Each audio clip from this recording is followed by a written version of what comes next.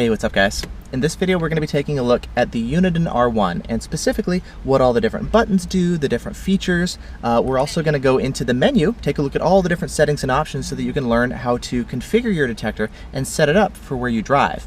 Now for those of you guys who have an R3, I'm going to do a separate video just for the R3. It is a little bit different. And also, if you would prefer, instead of watching a video, maybe you'd want to read through everything, I've got an article with all this information on my website where you can read through all the different settings and options. As a nice bonus, at the bottom of that article, I'm also going to give you kind of a general recommended settings list if you just want to learn how to program your detector, and those settings are going to be good for all over the country. Underneath that, I'm also going to share with you guys my own personal settings that I run day to day with my own detectors. And then finally, the firmware that we're going to be looking at here, it's firmware version 1.30. Uniden is constantly adding new features and changing things and improving things, so the settings and options, depending on when you're watching this, may be different than what I've got here with this current firmware. So things may be a little bit different. So if you see anything that's not covered here because it was addressed in a new firmware update or a new feature that was added, again, take a look at the article on my website. I'm able to update that really easily, and that'll always have the latest and most current information. And with that said, let's go ahead and pop the R1 on the windshield and take a look at all the different buttons and settings and features and menu options so that you can learn how to use the detector yourself. Alright, now taking a look at the R1, now we've got a number of different buttons on top. The power button will turn the guy on and off. The menu will take us, well, into the menu, which we'll do here in just a second. We've got volume down and volume up, which of course is going to be handling our main alert volume like this. When we go into the menu itself, they're also going to allow us to navigate through the menu. So we go forward with volume up, and then if we're like, whoops, we went too far, we can actually go backwards with the volume down option. Then when we see an option that we want to select, we just press the menu button again to select it. As far as the buttons here on the front, the mute/dim, pretty simple. So when we get an alert, we can just press the mute button like that, and it'll go ahead and mute and completely silence the detector for us. We also can use this to adjust the display brightness right here. So during the daytime, maybe you'll want it at full brightness. If you want to dim it, you just press and hold like this. You can see it says dim. We've got dimmer, dark, and off. Now the different options, bright, dim, and dimmer, pretty self-explanatory. Dark mode is pretty cool. This one is set up to where the detector is going to be pretty much completely turned off and not doing anything, but it does have a little blinking dot here in the corner. Might be a little bit hard to see on camera because it's daytime, easier to see at night. But the idea is it's set up like this, and you can still got the dot so you can confirm the detector's turned on. It'll be completely blacked out until you get an alert. And we'll just mute it real quick. And you can see the alert will pop up on screen like this, which is really nice. So the detector is completely turned off, and then when there's something going on, it can also visually get your attention, which I actually really like. Something else to point out is the display is actually on the dimmest setting like this, so it's probably best to use at nighttime. It may not actually be bright enough to use in the daytime. And then, oops, oh cool, turn mute off like that. And then we can also turn our display brightness off, and then for now we'll go ahead and put it back on, and you can see these lights light up right there too. Now as far as the city button, you can see right here it says highway. We can switch between highway, city, and advanced mode. Now what these are going to do for us is highway is going to be full sensitivity on all bands, X, K, and KA. City is going to give us full sensitivity on KA band, but reduced sensitivity on K band and X band. So if you're driving around in the city, you want to really cut down on false alerts even more, you can switch it to city mode. Advanced mode is going to give us custom control over exactly how sensitive the detector is on X band, K band, and KA. Let's actually go into the menu and we can see how this works. So press the menu button. And now the first option that we're going to go into is going to allow us to change, again, the sensitivity modes. We can do it here with the city button, or we can do it here with the first option in the menu.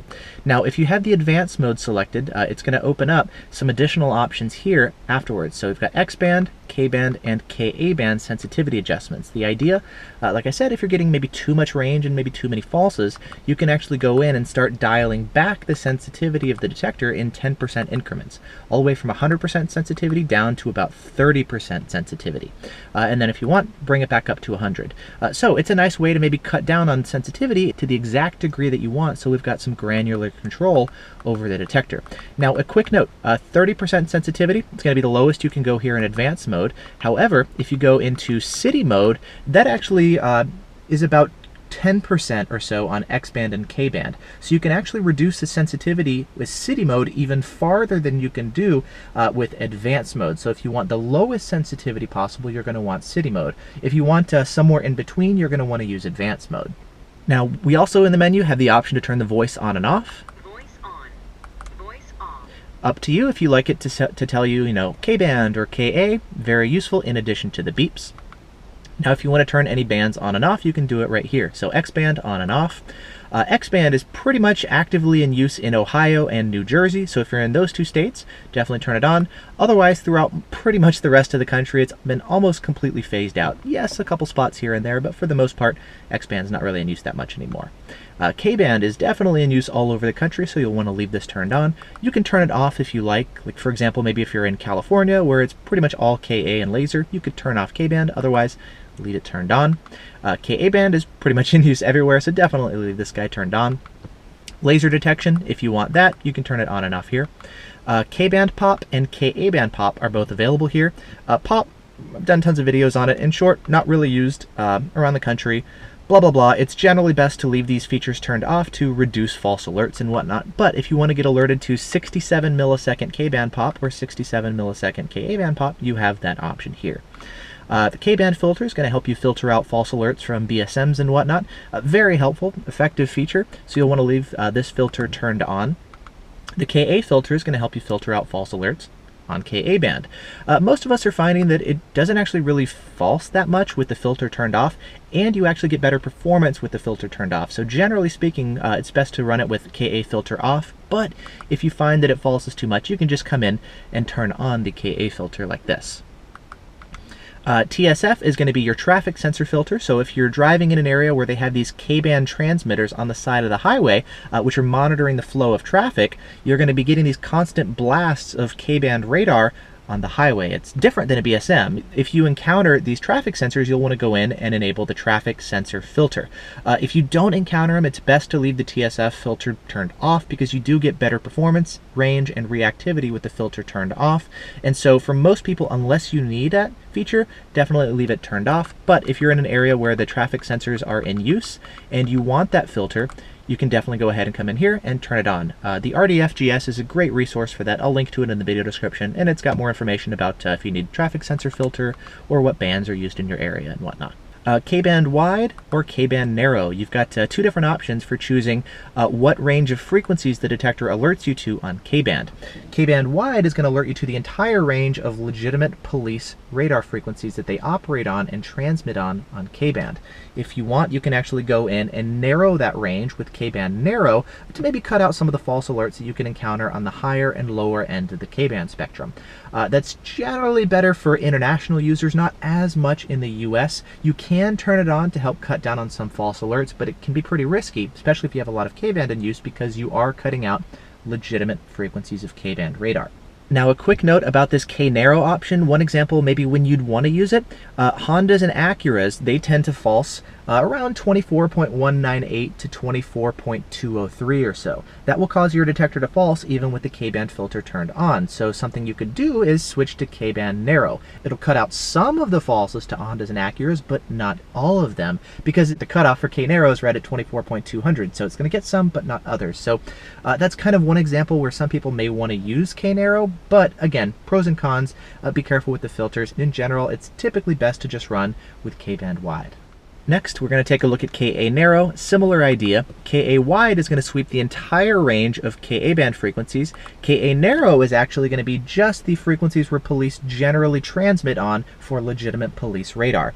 Now, typically with detectors, you could run Ka wide to sweep everything, but you could run Ka narrow for improved performance. Now, something that's interesting with the Uniden detectors is their engineers are saying they're always sweeping with Ka wide, and Ka narrow doesn't actually reduce the frequencies that it sweeps on, which would improve performance if it did that. It's only changing which frequencies it alerts to, which is strange because in performance, we're actually seeing better performance when moving from Ka wide to Ka narrow. So a lot of people are running Ka narrow for improved performance, which seems a little bit weird based on what we've heard from Uniden's engineers, but nevertheless.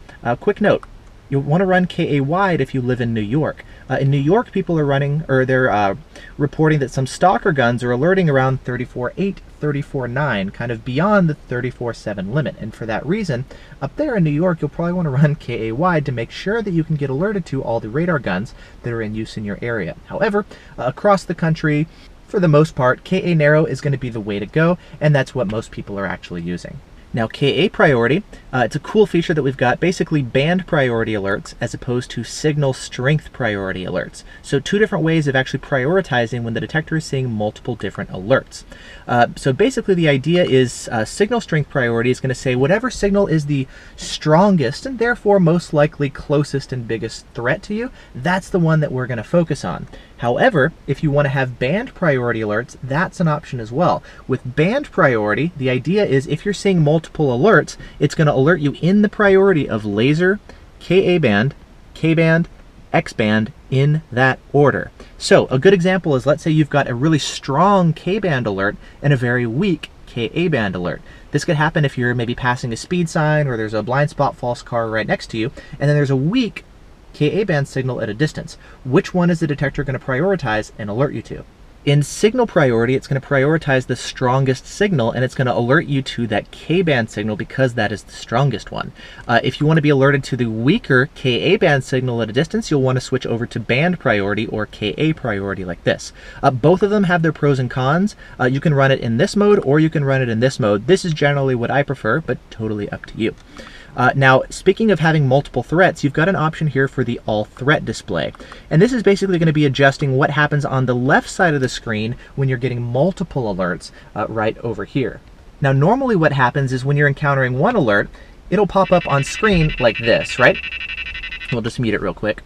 Now the idea is what happens when you've got multiple signals going on. Well, when there's multiple signals, the detector is going to change and show you the other signals over here on the left-hand side, both the signal strength as well as the band of the signal. Now, if you want to see the frequency of the signal, that's only going to apply to the primary signal. But if you want the additional information for all the other signals that the detector is seeing, you can go ahead and turn on the all threat display. Now we also have a number of different color options for the display. We've got blue, we've got amber, green, pink, gray, as well as red. So 6 different color options. I personally kind of go back and forth between red and blue. Totally up to you. It's an aesthetic choice, whatever you prefer, or maybe even what matches your vehicle's interior the best. Now we've got a number of different ways to actually display information on screen. The mode display is going to be displaying whatever mode we have the detector set to. So whether it's city mode, advanced mode like this, you can see it says advanced on screen, or if we switch to highway like this, it's going to say highway on screen. If we switch from mode display to scan display, the idea is instead of displaying the mode, it's going to give you this kind of animated heartbeat scanner like this. Now it's still going to display what sensitivity level we've got. You can see highway here on the left. If we switch to city, it'll say city, or sorry, on the right, it'll say city. And if we switch to advanced, it'll still tell us the mode. So if you want this animated heartbeat scanner like this, you can have this option. Personally, I find it a little bit distracting. I don't want my detector kind of visually doing anything unless I need to be paying attention to it. So I prefer running in the mode display, but some people may prefer the heartbeat scanner animation like this.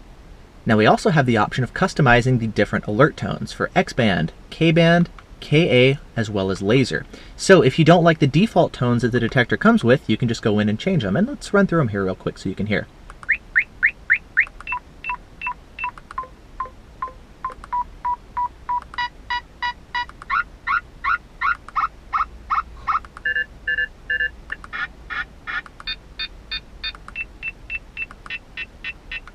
So as you can see, we've got 12 different tones, and you can just select whichever ones you prefer. So pretty cool feature here. Now, as far as the auto mute functionality, this is what the detector is going to do after it starts alerting. If you have this feature turned off, the detector is just going to keep alerting at the same volume, which is really nice for dash cam footage to make sure that you can continue hearing the signal, the ramp up, etc. However, if you want the detector just alert for 3 seconds at full volume and then reduce the volume after it's got your attention, you can enable the auto mute feature. Really helpful. Now you also have control over how quiet the detector becomes after it drops down to the auto muted level. So instead of just the main volume levels, we can also control the auto muted level. So as you can see, we could maybe have the detector go totally silent. We can have it be very quiet like this if we like, or if maybe that's too quiet and we want to make sure we can still hear it, maybe our car is noisy, we could turn up the auto mute volume level. So as you can see, we've got control here over not just the primary volume, but also the auto muted volume. We can also control the backlight, which is going to be these two buttons. If we turn it off, you can see the detector is a little bit stealthier like this. If we want to make it a little bit easier to see and find the buttons, we can turn the backlight on. The battery warning is a pretty helpful feature. If our maybe car battery voltage ever drops too low, the detector will just give us a little notification and warning. We also have the self-test feature, which is basically just doing a quick self-test at startup, make sure the speaker's working. You can hear all the different alert tones and whatnot. Personally, I prefer running with it turned off. I get a faster and a quieter startup, so this is the way I prefer running it. And then we also have the option of resetting all of the factory default settings in the detector if we'd like.